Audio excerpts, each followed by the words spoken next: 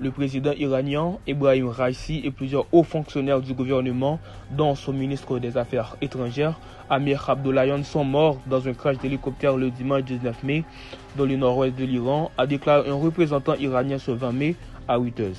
Il vient tout juste d'inaugurer un barrage à la frontière du province qui sépare son pays d'Azerbaïdjan en compagnie de son homologue.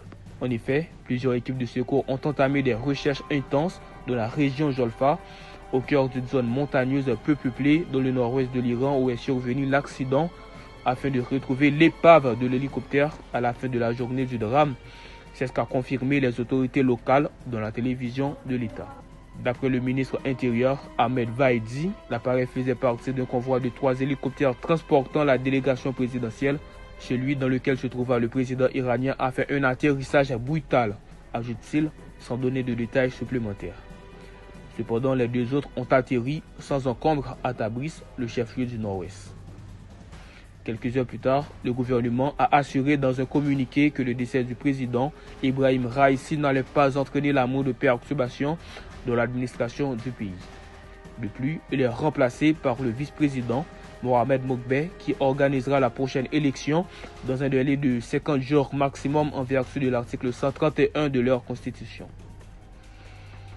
En vue de rendre hommage au feu président, les représentants du régime ont diffusé des scènes de prière, tandis que les opposants ont fait le contraire en diffusant des scènes de joie sur les réseaux sociaux. Selon Jonathan Piron, historien spécialiste de l'Iran, je cite, « Il y a la propagande du régime pour montrer qu'il y a une tristesse populaire, qu'Ebrahim Raïssi était reconnu, qu'il avait une légitimité. Et de l'autre côté, il y a ces scènes de joie, des feux d'artifice qui ont été tirés, en particulier à Téhéran, ce qui n'est pas anodin alors que la répression brutale des opposants est toujours bien en place, a-t-il martelé dans les colonnes de France 24 dans un entretien.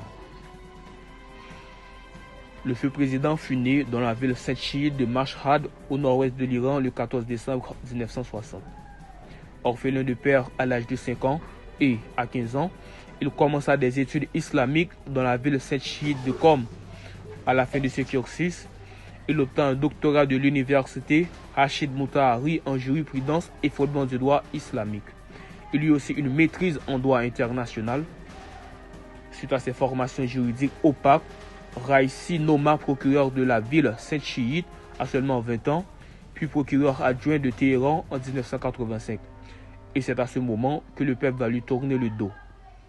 Ce mandat lui a fait l'un des 4 responsables de l'exécution des opposants au régime des ayatollahs en 1988 et qui lui a valu le surnom de boucher de Téhéran. En fait, il donna l'ordre d'exécuter des milliers de militants au cours de son passage dans l'appareil judiciaire.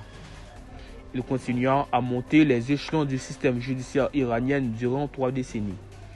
Il fut ensuite procureur général de Téhéran de 1989 à 1994. Puis de 2004 à 2014, chef adjoint de l'autorité judiciaire. Pendant cette même année, il fut nommé au poste de procureur général du pays. Afin de gérer le mausolée de l'imam Riza à Mashhad ainsi qu'un immense patrimoine industriel et immobilier, le guide suprême l'a placé à la tête de la puissante fondation caritative Astan Ekod Razavi en 2016. Et 3 ans plus tard, il prend la tête de l'autorité judiciaire. Après plusieurs tentatives à l'élection présidentielle, il fut élu président le 18 juin 2021 dans le premier tour. Ce scrutin a été marqué par une abstention record et l'absence de concurrents de poids. Je cite, « Le pouvoir a considérablement restreint le cercle politique en Iran autour du noyau dur proche du guide suprême. Il y avait encore de la place, il y a quelques années, pour des personnalités modérées. Mais elles ont complètement été marginalisées, poursuit l'historien Jonathan Piron. »